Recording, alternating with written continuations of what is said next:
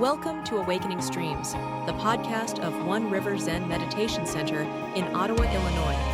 Hosted by Sensei Michael Brunner. Learn more, donate, and practice with us at oneriverzen.org.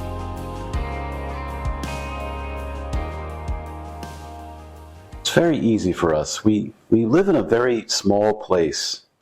It's very tenuously constructed. It's tenuously constructed and bounded by all of our fears about this world. So we have this boundary of fear, and within it, we roam the annals of what we call ourselves, wearing a very thick path, a very thick trail, a groove so deep that often we can't walk outside of it.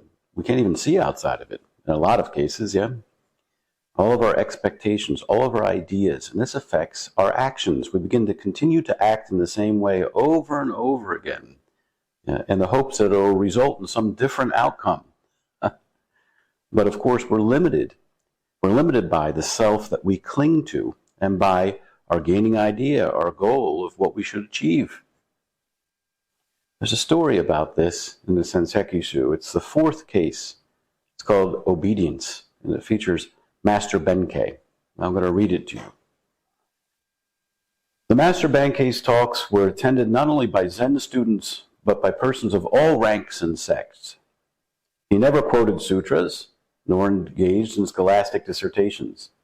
Instead, his words were spoken directly from his hearts to the hearts of his listeners. His large audiences angered a priest of the Nichiren sect because the adherents had left to hear about Zen. The self-centered Nichiren priest came to the temple and determined a debate with Bankei. "Hey, Zen teacher," he called out. "Wait a minute. Whoever respects you will obey what you say. But a man like myself doesn't respect you. Can you make me obey you?" "Come up beside me and I'll show you," said Bankei. Proudly, the priest pushed his way through the crowd to the teacher. Bankei smiled. "I'm sorry, could you come over to my left side?" The priest obeyed. No, Bankei, I'm sorry. It'd be better if we were on my right side. Step over here."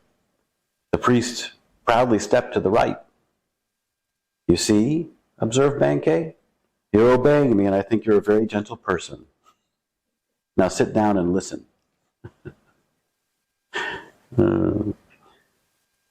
Bankei's story on its surface looks like it's pretty shallow. We think we understand the concept right away.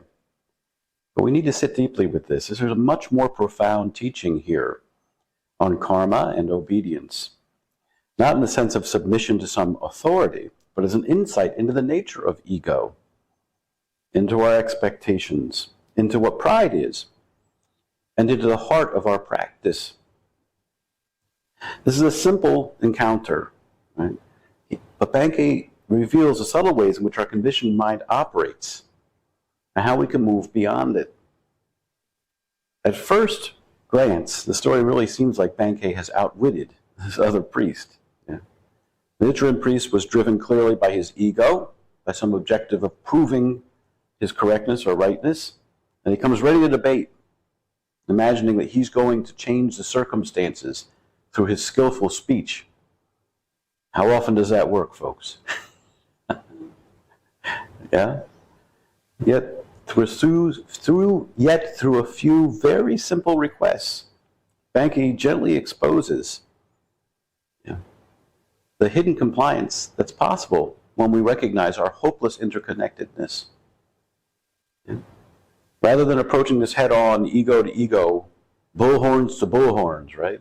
Bankei's instructions to move right and left have him dancing the dance of obedience that he sought to deny. It's about a willingness to move beyond the constraints of our expectations, to move beyond the constraints of the rules in which we think things work, or by the encounter of self and other. We always think other has certain motivations, and self has very different motivations. But everybody who constructs a self constructs it out of the very same material. Yeah? And so in those ways, they're remarkably similar.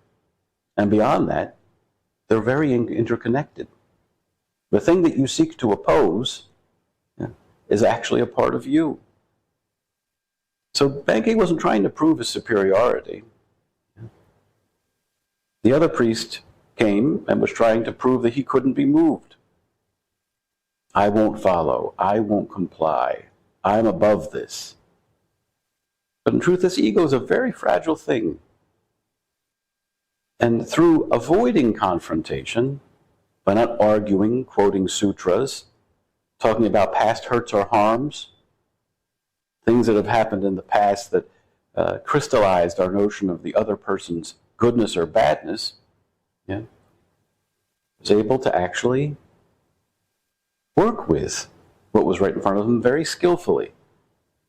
This is an obedience, but it's not an obedience to our expectations, or it's not an obedience to our judgments.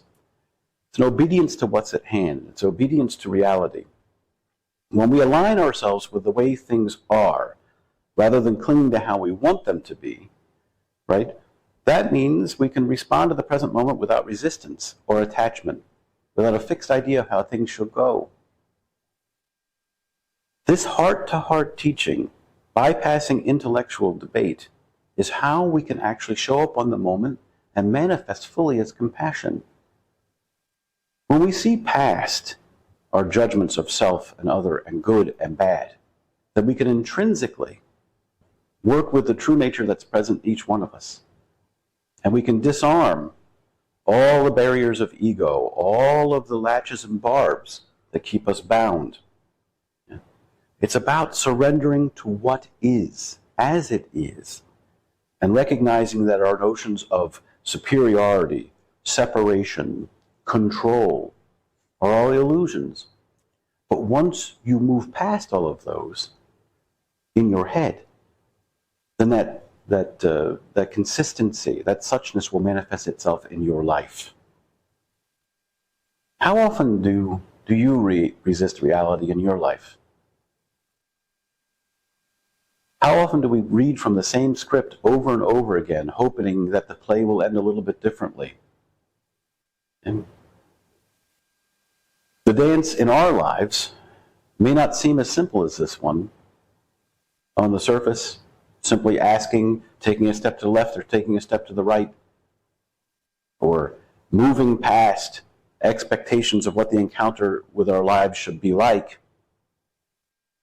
And yet, if you take away all of your crystallized notions of how this circumstance should present itself, all of our lived challenges show with the simplicity of this case. Yeah? Einstein once said, insanity is doing the same thing over and over again and expecting different results. And yet, that's what we do when we're bound by the ego, when we're bound by our expectations, which don't vary, even though each moment is crisp and fresh and new. If you just release your grip on those things, on those expectations, on those judgments, on those ideas of who you think you are, on who you think they are, then the situation presents itself completely anew, and you always know how to do this subtle dance that Bankei is doing right now for us. This is more than a clever, teachable moment. It's an invitation to each of us. Can you notice the ways you resist?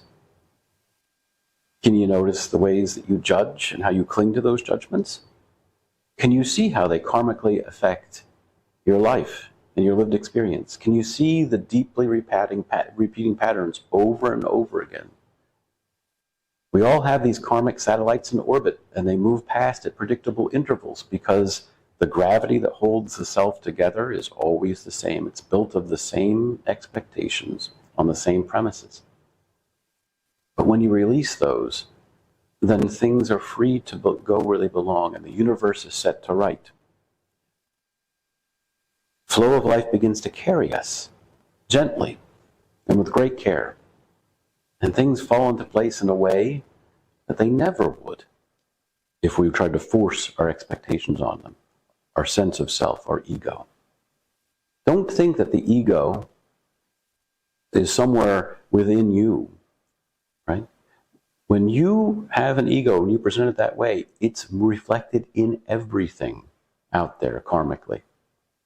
If you approach your lived circumstances with belligerence and a refusal to accept them as they are, then you're going to be met with belligerence and a refusal to accept things as they are.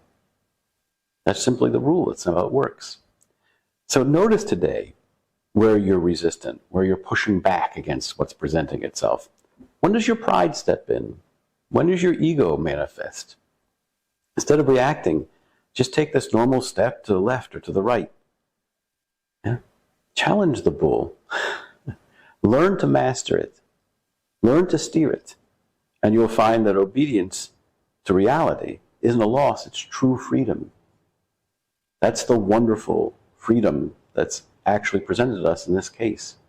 You think if I let go of my expectations, then my life will just go crazy and things will be horrible. If you let go of your expectations, if you put your ego down just for a moment, then you'll see the boundless essence of who you really are, and everything will be set to right. Yeah?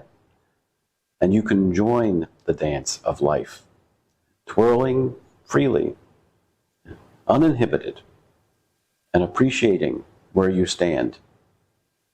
Not appreciating or hoping for that someday you'll be where you want to be, but just appreciating and loving the place where you are right now. Thank you for joining us. If this podcast was meaningful for you and supported your practice, please give us a hand by visiting us at oneriverzen.org today.